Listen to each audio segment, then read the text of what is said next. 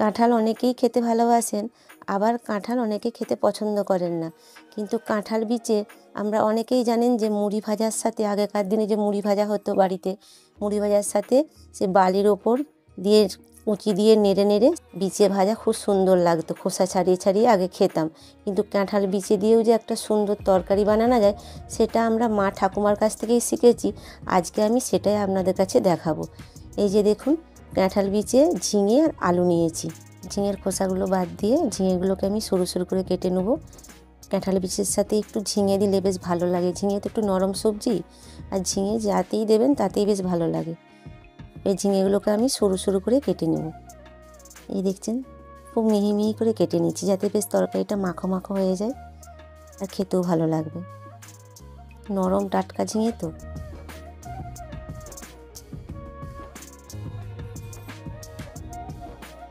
এই যে দেখছেন, এইভাবে আমি ঝিঙেগুলোকে কেটে নিয়েছি। এরপরে এর সাথে একটু আলু দেবো। আলুগুলো লম্বা লম্বা সরু সরু করে একটু মোটা মোটা সাইজের কাটবো, যাতে কাঁঠাল বিচি তো একটু শক্ত, তাই আলুগুলো ওর সাথে যাতে ভালোভাবে সেদ্ধ হয় সেই রকমভাবেই আমি কেটে নিচ্ছি। এই যে দেখছেন, একটু লম্বা লম্বাভাবে কেটে নিচ্ছি।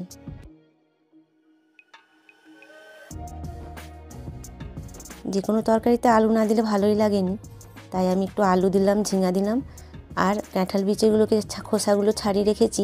কাঁঠাল বিচেগুলো আমি দুফালা করে কেটে নিচ্ছি। এই কাঁঠাল বিচের মধ্যে প্রচুর পরিমাণে ভিটামিন বি থাকে, শরীরের জন্য বিশেষ উপকারী, বিশেষ করে হৃৎপিণ্ডের জন্য খুবই উপকারী। এই যে দেখছেন, কাঁঠাল বিচেগুলো আমি দুফালা করে কেটে নিয়েছি।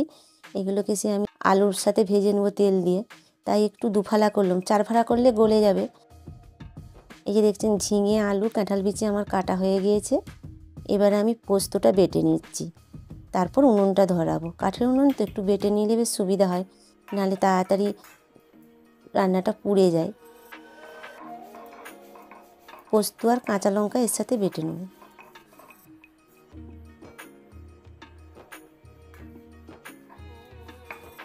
কাঁচা লঙ্কা বাড়লে বেশ সুন্দর একটা গন্ধ বেরোয়, জানেন।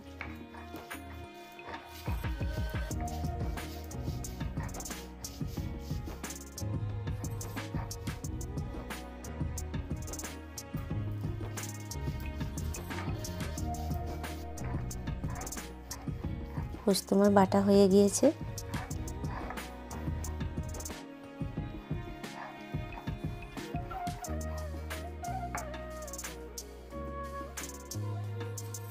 ব্যাস, পোস্ত বাটা হয়ে গেছে, তুলে নিচ্ছি এবার। এই দেখছেন, কাঁচা লঙ্কা পোস্ত বেটে নিয়েছি। উনুনটা ধরিয়ে দিয়েছি। কড়াইয়ে একটু বেশি করে সরিষার তেল দিয়ে দিলাম, যাতে আলু আর কাঁঠাল বিচিটা বেশ ভালো করে ভাজা হয়ে যায়। একটু ভেজে নিলে বেশ ভালোও লাগে খেতে। পরিমাণ মতো লবণ দিয়ে দিলাম, দিয়ে বেশ ভালো করে ভেজে নিচ্ছি।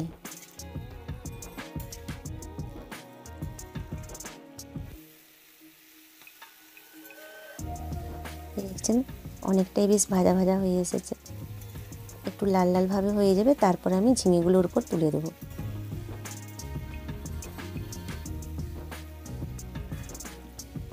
একটু চাপা দিয়ে দিচ্ছি।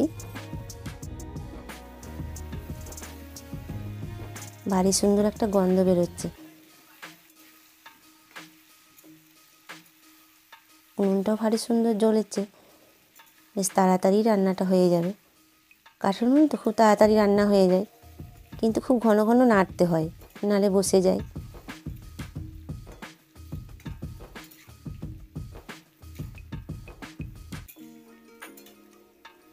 এই দেখছেন, বিচিগুলো বেশ ভালোভাবে ভাজা ভাজা হয়ে গেছে। এরপর আমি কেটে রাখা ঝিঙেগুলোর ওপর তুলে দিলাম। ঝিঙেটা একটু পরে দিলাম, কারণ ঝিঙে দিলেই তো জল বেরিয়ে যায়, তখন আলুটা আর কাঁঠাল বিচিটা ভালো করে ভাজা যাবে না। এবারে বেশ ভালো করে সবজিটা দিয়ে নেড়ে নিচ্ছি।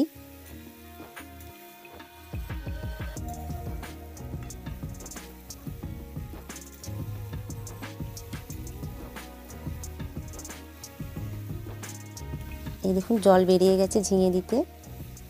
কিছুক্ষণ পরে আমি জল দিয়ে দেবো, যাতে বেশ আলু কাঁঠাল বিচি একটু ভালো করে সেদ্ধ হয়ে যায়।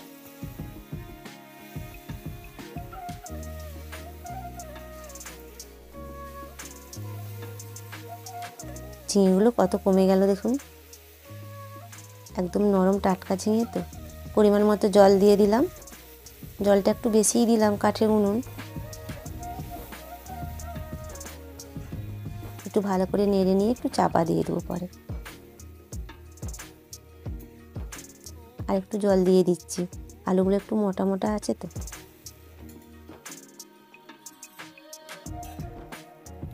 চাপা দিয়ে দিচ্ছি একটু, একদম টকবক করে ফুটছে। আলুটা অনেকটা সেদ্ধ হয়ে গেছে, এবার মাখো মাখো হয়ে যাবে, তারপর আমি পোস্তটা দেবো।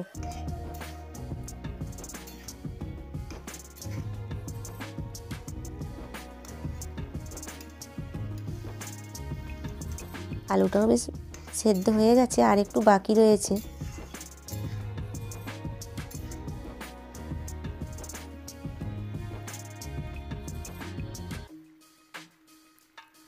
গেলে দেখি কাঁঠাল বিচিটাও সেদ্ধ হয়ে গেছে ভালোভাবে, এই দেখছেন।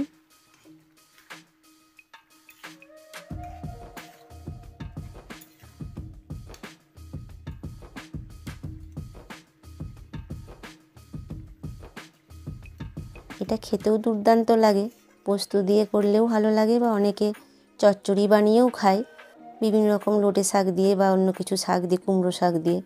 এটা পরিমাণ মতো লঙ্কা গুঁড়ো একটু দিয়ে দিলাম, যেহেতু কাঁচা লঙ্কা বেটেছি তবু একটু লঙ্কা গুঁড়ো দিলাম। এবার একটু ভালো করে নেড়ে নিচ্ছি।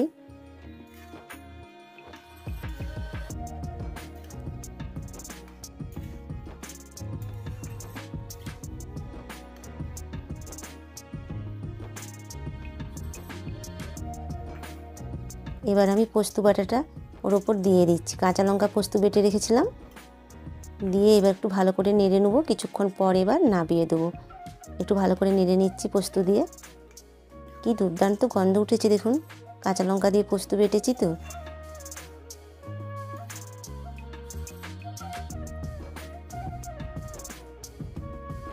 একটু পরে আমি নামিয়ে দেবো, আর একটু ফুটে যাক।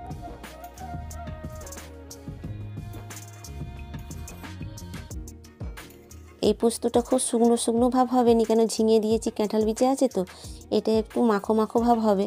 আপনারাও দেখবেন যারা কাঁঠাল না খান, কিন্তু কাঁঠাল বিচে বাজারে কিনতে পাওয়া যায়, আপনারাও এনে এইভাবে ঝিঙে আলু দিয়ে কাঁঠাল বিচে বানিয়ে খাবেন, খেতে খুব সুন্দর লাগে। বা অনেকেই যদি পোস্ত না ভালো লাগে, চচ্চড়ি বানিয়ে খেলেও ভালো লাগে, কুমড়ো শাক বা লোটে শাক দিয়ে।